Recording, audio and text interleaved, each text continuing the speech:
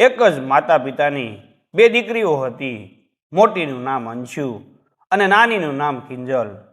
બંને બહેનો દેખાવમાં સુંદર હતી, પણ તેમના જીવનની દિશાઓ તદ્દન અલગ હતી.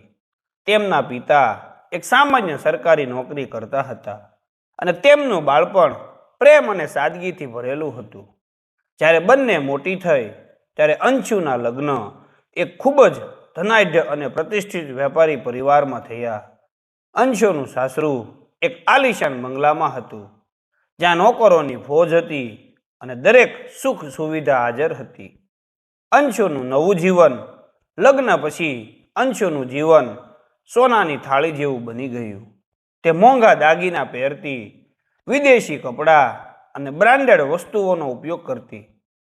તેનું જીવન પાર્ટીઓ, કીટી પાર્ટીઓ અને વૈભવી પ્રવાસોમાં વીતતું હતું. અંશુને તેના અમીરપણાનો ખૂબ ગર્વ હતો અને તે ઘણીવાર પોતાની નાની બહેન કિંજલને નીચી દેખાડવાની કોઈ તક છોડતી નહોતી.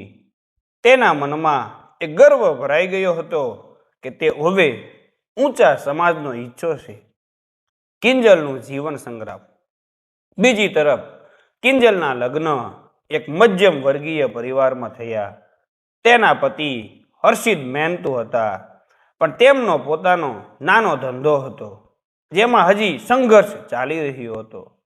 તેમનું ઘર નાનું હતું અને કિંજલ પોતાનું ઘરનું બધું કામ જાતે કરતી.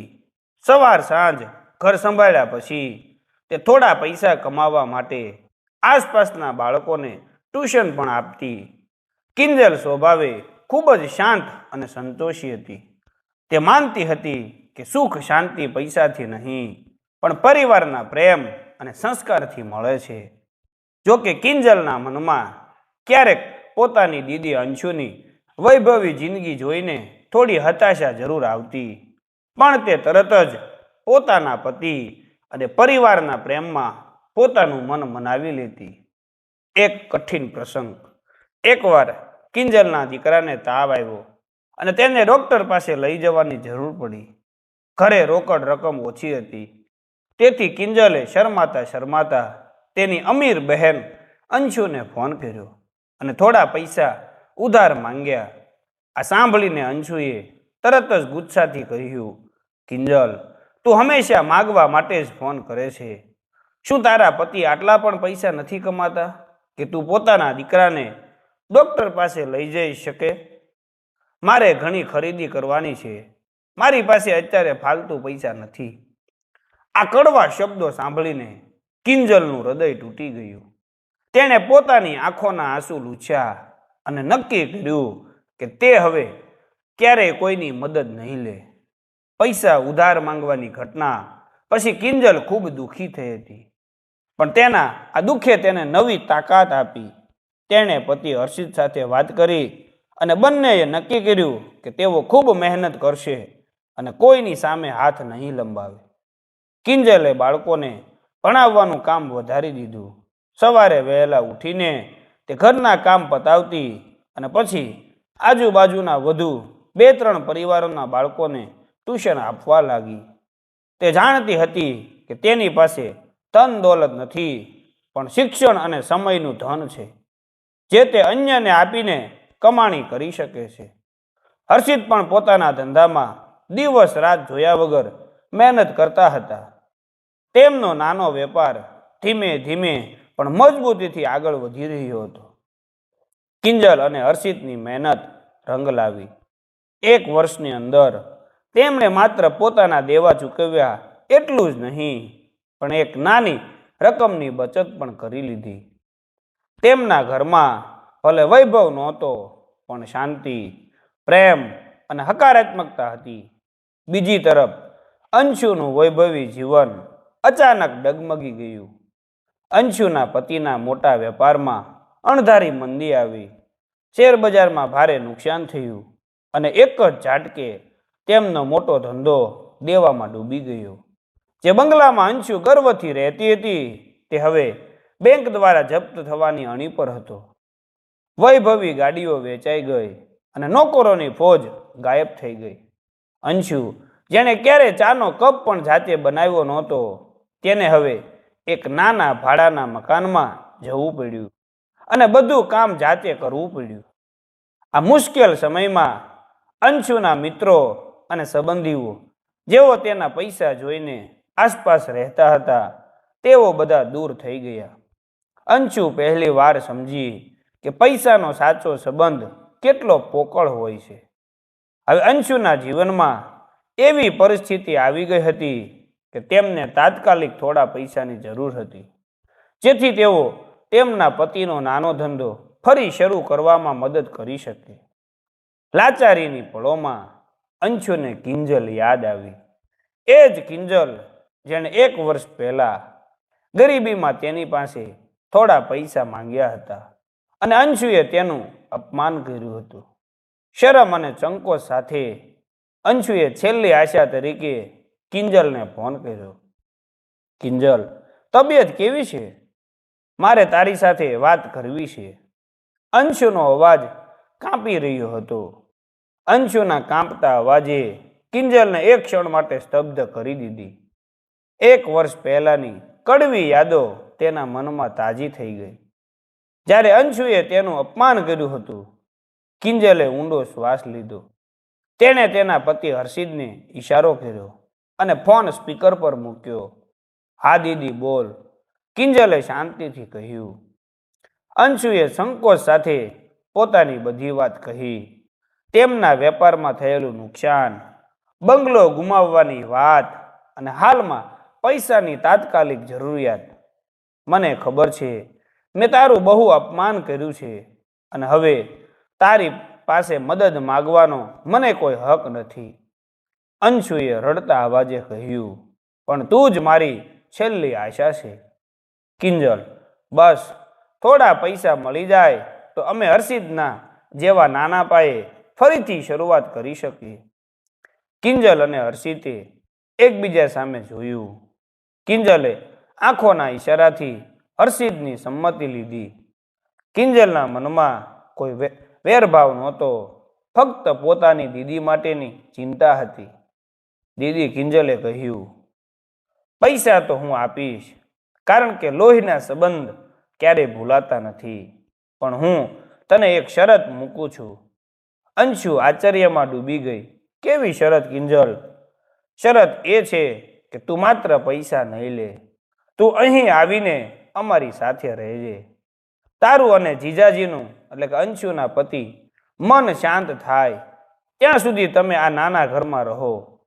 તું ઘરનું કામ કરવામાં મારી મદદ કરજે અને તારા મનમાં રહેલા અમીરીના ઘમંડને અહીં પાછળ મૂકીને આવજે.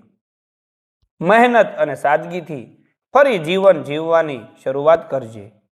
પૈસા હું તને આપીશ, પણ સંબંધોનો વિશ્વાસ તારે ફરીથી મેળવવો પડશે. અંશુને પહેલા તો આઘાત લાગ્યો.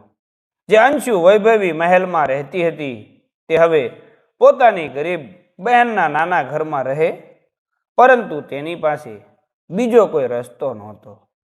ભૂતકાળમાં કરેલી ભૂલોનો અહેસાસ અને આત્મસન્માનને બાજુએ મૂકીને અંશુએ કિંજલની વાત માની લીધી. થોડા દિવસો પછી અંશુ અને તેના પતિ કિંજલના નાના ઘરમાં રહેવા આવ્યા. પહેલો દિવસ અંશુ માટે ખૂબ જ મુશ્કેલ હતો. વૈભવમાં ઉછરેલી અંશુ માટે જમીન પર બેસીને શાક સમારવું કે પછી આટલા નાના ઘરમાં રહેવું એ એક મોટી સજા સમાન હતું. જો કે કિંજલે તેને એક દિવસ પણ ઓછો અનુભવ થવા દીધો નહીં. કિંજલ અને હર્ષિતે તેમની સાથે પ્રેમથી અને સન્માનતાથી વ્યવહાર કર્યો. અંશુ ધીમે ધીમે ઘરના કામમાં કિંજલને મદદ કરવા લાગી. તેણે શીખ્યું કે સાદગીમાં પણ કેવી શાંતિ અને સુખ હોય છે. બહારના વૈભવ કરતાં આંતરિક શાંતિ વધુ કિંમતી છે. હર્ષિતે અંશુના પતિને નાના પાયે વેપાર શરૂ કરવા માટે જરૂરી પૈસા આપ્યા અને અંશુના પતિએ પણ પૂરા દિલથી મહેનત શરૂ કરી. અંશુને કિંજલના ઘરમાં રહેતા લગભગ 3 મહિના વીતી ગયા હતા. આ 3 મહિના તેના જીવનના સૌથી મોટા પાઠ સાબિત થયા. શરૂઆતમાં અંશુને નાનું ઘર, ઘરના કામો અને વૈભવ વિનાનું જીવન બહુ કષ્ટદાયક લાગ્યું, પણ ધીમે ધીમે કિંજલની દિનચર્યાઓ તેના મન પર ઊંડી અસર કરી. કિંજલ દરરોજ વહેલી સવારે ઉઠીને ઘરનું કામ પતાવતી, બાળકોને પ્રેમથી ભણાવતી અને સાંજે પતિ સાથે હસી મજાક કરીને સાદું ભોજન લેતી. કિંજલના ઘરમાં ભલે મોંઘી વસ્તુઓ નહોતી, પણ દરેક ખૂણે સંતોષ અને આનંદની સુગંધ હતી. અંશુએ શીખ્યું કે સાચું સુખ બેંક બેલેન્સમાં નહીં, પણ નાની નાની પળોમાં હોય છે. રસોઈ બનાવતી વખતે બહેન સાથેની વાતોમાં, પતિના થાકેલા ચહેરા પર સ્મિત લાવવામાં અને પોતાના કામ પ્રત્યેની નિષ્ઠામાં. અંશુના મનમાંથી ધન દોલતનો અહંકાર હવે સંપૂર્ણપણે દૂર થઈ ગયો હતો. તે હવે કિંજલને નીચી નહીં, પણ પોતાની માર્ગદર્શક માનતી હતી. અંશુના પતિએ કિંજલ અને વર્ષિતની મદદથી પોતાનો નવો નાનો વેપાર શરૂ કર્યો. તેમણે ભૂતકાળની ભૂલોમાંથી શીખીને આ વખતે ખૂબ જ સાવધાની અને પ્રમાણિકતાથી કામ કરવાનું શરૂ કર્યું. તેઓ હવે મોટા દેખાવ કરવાને બદલે ગુણવત્તા પર ધ્યાન આપતા હતા. હર્ષિતે પણ તેમને બજારની સમજ અને મધ્યમ વર્ગના ગ્રાહકોની જરૂરિયાત વિશે મદદ કરી. બંને પુરુષો દિવસ રાત મહેનત કરતા અને સાંજે ચારેય જણ ભેગા મળીને ભવિષ્યના આયોજનની ચર્ચા કરતા. પૈસા ધીમે ધીમે આવવા લાગ્યા, પણ આવક મજબૂત અને સ્થિર હતી. એક દિવસ અંશુ જ્યારે શાકભાજી લેવા બજારમાં ગઈ હતી, ત્યારે તેની મુલાકાત તેની જૂની કીટી પાર્ટીની મિત્ર સરોજ સાથે થઈ. સરોજ અંશુને એક નાના મકાનમાં રહેતી અને સામાન્ય કપડામાં જોઈને ચોંકી ગઈ. અંશુ, તું અહીં? અને આ શું હાલત બનાવી છે? મેં સાંભળ્યું હતું કે તારા પતિનો ધંધો પડી ભાંગ્યો છે, પણ તું આ ગરીબોની વસ્તીમાં રહે છે, તે પણ તારી એ ગરીબ બહેન સાથે? સરોજે તુચ્છતાથી પૂછ્યું. આ સાંભળીને અંશુને દુઃખ થવાને બદલે હસવું આવ્યું. જે વૈભવ માટે તે જીવતી હતી, તે વૈભવના લોકો કેટલા પોકળ અને નિષ્ઠુર હોય છે, તે આજે તેને સમજાયું. અંશુએ શાંતિથી કહ્યું, હા સરોજ, હું અહીં છું, અને આ હાલત નહીં, પણ મારું નવું સાચું જીવન છે. હું હવે શાંતિથી જીવન જીવું છું. તું તારા વૈભવમાં ખુશ રહેજે. સરોજે માથું હલાવ્યું અને ત્યાંથી જતી રહી. આ ઘટનાથી અંશુને ખાતરી થઈ કે તેણે જીવનનો સાચો માર્ગ અપનાવ્યો છે. અંશુ અને તેના પતિના જીવનમાં સ્થિરતા આવવા લાગી હતી. તેમનો નવો વેપાર ધીમી પણ મજબૂત ગતિએ આગળ વધી રહ્યો હતો. આ બધું કિંજલ અને હર્ષિતના નિસ્વાર્થ સહકાર અને મદદને કારણે શક્ય બન્યું હતું.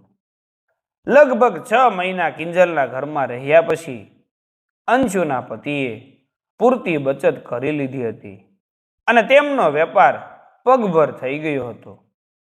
તેમણે નક્કી કર્યું કે હવે તેઓ કિંજલ અને હર્ષિતને પૈસા પાછા આપીને નાનું મકાન ભાડે રાખીને પોતાનું જીવન જીવવાનું શરૂ કરશે. જ્યારે અંશુ અને તેના પતિએ પૈસા પાછા આપવાની વાત કરી, ત્યારે કિંજલે સ્મિત સાથે કહ્યું, જીજાજી, તમે હજી થોડો સમય રાહ જુઓ. મેં અને હર્ષિતે એક નવું આયોજન કર્યું છે. હર્ષિતે સમજાવ્યું, જુઓ, હવે આપણો વેપાર સારો ચાલે છે અને તમે પણ પ્રમાણિકતાથી કામ કરી રહ્યા છો. કેમ ન આપણે ચારેય જણ ભેગા મળીને એક નવી ભાગીદારી શરૂ કરીએ? આપણે ચારેય એક નાની દુકાન કે ઓફિસ ભાડે લઈએ અને બંને બહેનોના વિચારોને ભેગા કરીને આ વેપારને મોટો કરીએ. તમે હવે અમારો આર્થિક બોજ નહીં, પણ અમારા ભાગીદાર છો. અંશુ અને તેના પતિને આ વિચાર ખૂબ જ ગમ્યો. કિંજલે સાદગીથી જીવવાની જે કળા શીખવી હતી અને હર્ષિતે વેપારમાં જે મદદ કરી હતી, તે હવે એક પારિવારિક સહકારમાં બદલાઈ ગઈ હતી. એક સાંજે જ્યારે અંશુ અને કિંજલ બજારમાં નવા વ્યવસાય માટે કેટલીક વસ્તુઓ ખરીદી રહ્યા હતા ત્યારે તેમને ફરીથી સરોજ મળી. આ વખતે સરોજ એકદમ ગુસ્સામાં હતી. અંશુ, મને ખબર પડી કે તારા પતિ ફરીથી વેપાર શરૂ કરી રહ્યા છે અને તે પણ તારી આ ગરીબ બહેન અને તેના સામાન્ય પતિ સાથે મળીને. સરોજે મોઢું બગાડ્યું. તમે તો અમારી સોસાયટીનું નામ પણ ખરાબ કર્યું છે. આ સાંભળીને કિંજલ ગુસ્સે થઈ ગઈ, પણ અંશુએ તેને શાંત રહેવા ઈશારો કર્યો. સરોજને જ્યારે કોઈ જવાબ ન મળ્યો ત્યારે તેણે ધમકી આપી, ઠીક છે, મારો પતિ એ જ બેંકમાં મેનેજર છે જેણે તારા પતિને મોટું દેવું આપ્યું હતું. જો તમે ફરીથી મોટા થવાનો પ્રયત્ન કરશો તો અમે જોઈ લઈશું કે તમારો નાનો ધંધો પણ કેવી રીતે ટકે છે. સરોજની વાત સાંભળીને અંશુ અને કિંજલ બંને ગભરાઈ ગયા.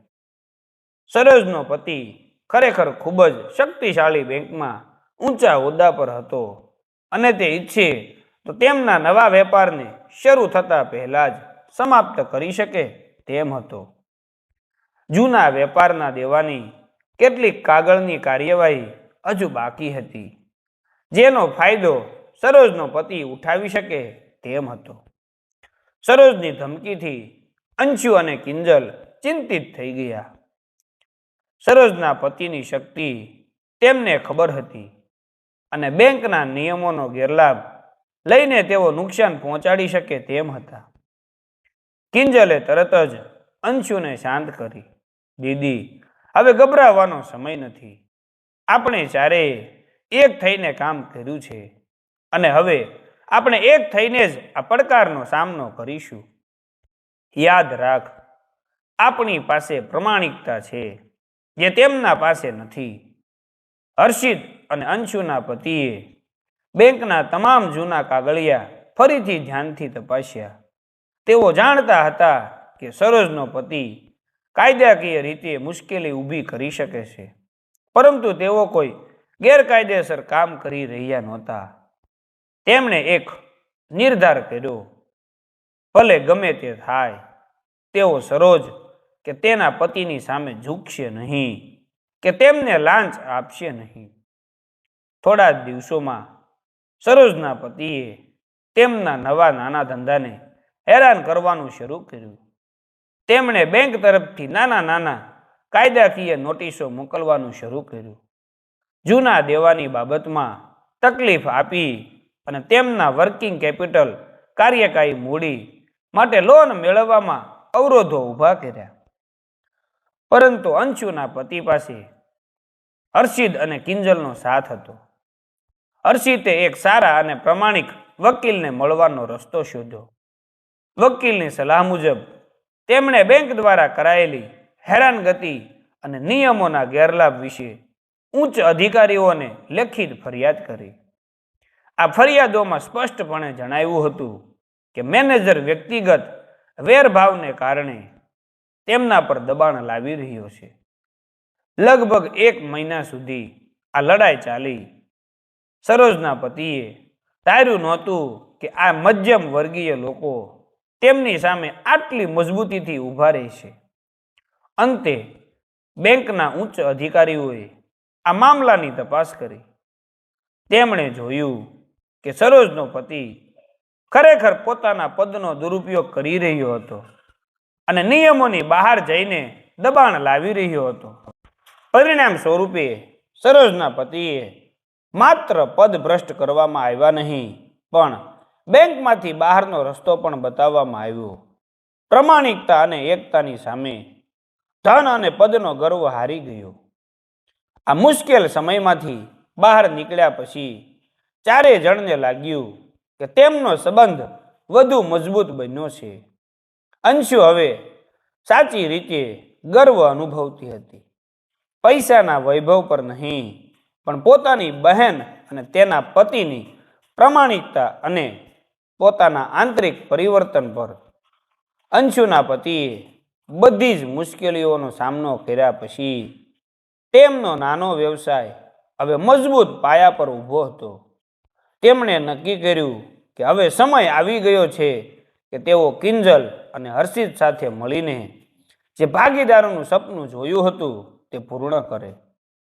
સરોજના પતિ દ્વારા ઊભા કરાયેલા સંકટનો સામનો કર્યા પછી બંને પરિવારો વધુ મજબૂત બની ગયા હતા. અંશુ અને કિંજલનો સંબંધ હવે માત્ર બહેનપણાનો નહીં પણ ગાઢ મિત્રતા અને ભાગીદારીનો બની ગયો હતો. અંશુના પતિએ બાકીના પૈસા કિંજલ અને હર્ષિતને પાછા આપ્યા, પણ કિંજલે કહ્યું કે આ પૈસાનું રોકાણ તેમના નવા સંયુક્ત વેપારમાં કરવું જોઈએ. ચારેય જણાએ મળીને આપણો વેપાર નામની એક નાની કંપની શરૂ કરી. કિંજલ અને હર્ષિતે સાદગી અને પ્રમાણિકતાના પાયા પર મજબૂત વહીવટ કર્યો, જ્યારે અંશુ અને તેના પતિએ તેમના જૂના મોટા નેટવર્કનો ઉપયોગ કરીને વ્યવસાયને વિસ્તૃત કર્યો. અંશુએ વૈભવી જીવનમાંથી શીખેલી ગ્રાહક સેવા અને કિંજલે મધ્યમ વર્ગમાંથી શીખેલી મૂલ્ય નિષ્ઠા વેલ્યુ ફોર મની ભેગી કરી, જેનાથી તેમનો વેપાર ટૂંક સમયમાં જ ઘણો સફળ થયો. વર્ષો વીતી ગયા. આપણો વેપાર એક મોટી અને વિશ્વસનીય કંપની બની ગઈ હતી. હવે આ બંને પરિવારો આર્થિક રીતે ખૂબ જ સદ્ધર હતા. તેમણે એક મોટી જમીન ખરીદી અને તેના પર બે સુંદર પણ એકબીજા સાથે જોડાયેલા ઘરો બનાવ્યા, એક કિંજલનો અને બીજો અંશુનો. બંને વચ્ચે માત્ર એક સામાન્ય દરવાજો હતો. આ ઘરમાં વૈભવ હતો પણ ગર્વ નહોતો. અહીં મોંઘી કારો હતી પણ સાદગીથી જીવવાનું મૂલ્ય હતું. અંશુએ ક્યારેય ફરીથી જૂની ભૂલ ન કરી. તે હવે પોતાના પૈસાનો ઉપયોગ સામાજિક કાર્યોમાં અને કિંજલના ટ્યુશનના બાળકોને મદદ કરવા માટે કરતી હતી. તે સમજી ગઈ હતી કે પૈસો સુખ આપી શકે છે પણ શાંતિ અને સંબંધો આપી શકતો નથી. આ શાંતિ કિંજલે તેને ગરીબીમાં પણ જીવતા શીખવી હતી. એક સાંજે બંને બહેનો તેમના આંગણામાં બેઠી હતી, જ્યાં તેમના બાળકો હસી ખુશીથી રમી રહ્યા હતા. અંશુએ કિંજલનો હાથ પકડીને કહ્યું, કિંજલ, તે દિવસે જ્યારે મેં તારું અપમાન કર્યું હતું ત્યારે મને ખબર નહોતી કે નસીબની લીટીઓ કેવી રીતે બદલાય છે. હું અમીર હતી. હંમેશાથી તારા હૃદયની અમીરીએ મને ગરીબીમાંથી બહાર કાઢી છે. કિંજલે હસીને જવાબ આપ્યો, દીદી, મેં તને માત્ર એટલું જ શીખવ્યું કે જીવન ધન કરતાં મોટું છે અને સંબંધો સોના કરતાં પણ વધુ કિંમતી છે. આપણે બંને મહેનતી અને પ્રેમાળ છીએ અને તે જ આપણી સાચી મૂડી છે. અંશુએ સંતોષ સાથે માથું હલાવ્યું. ગરીબ બહેન અને અમીર બહેનની આ વાર્તા માત્ર સુખ દુઃખની નહીં પણ મન અને વિચારોના પરિવર્તનની વાર્તા હતી. તેમની બે ગરીબ અને અમીર જીવન શૈલીઓ અંતે એકબીજામાં ભળીને સમૃદ્ધિ, સંતોષ અને અતૂટ પ્રેમથી ભરેલું એક નવું મજબૂત જીવન બનાવ્યું. તો આવી જ મિત્રો સરસ મજાની સ્ટોરી જોવા માટે અમારી ચેનલને લાઈક, સબસ્ક્રાઈબ અને શેર કરવાનું ભૂલતા નહીં. હવે મિત્રો નવા વિડીયોમાં મળશું. ત્યાં સુધી આવજો.